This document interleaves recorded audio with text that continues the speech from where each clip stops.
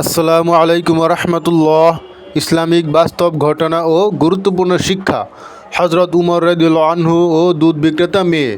একদিন হজরত উমর রাদিয়াল্লাহু আনহু রাতের বেলা শহর ঘুরে দেখছিলেন। হঠাৎ শুনলেন একজন মা মেয়েকে বলছে, দুধে পানি মিশিয়ে দাও যাতে বেশি বিক্রি করা যায়। মেয়ে বলল, আমিরুল মুমিনিন উমর রাদিয়াল্লাহু আনহু তো বলেছেন দুধে পানি মেশানো হারাম। মা বলল, উমর তো এখানে নেই। মেয়ে বলল, উমর না থাকলেও তার প্রভু আল্লাহ তো আছেন। হজরত উমর রাদিয়াল্লাহু আনহু মেয়েটির সততা দেখে খুশি হয়ে তার ছেলের সাথে মেয়েটির বিয়ে দেন।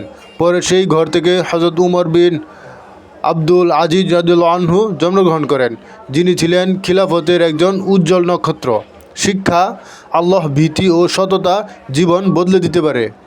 ইনশাআল্লাহ আমরা সকলে সবসময় সৎ থাকার চেষ্টা করব, তাহলে আল্লাহ তাআলা আমাদের উপরও রহমত নাজিল করবেন। আমিন।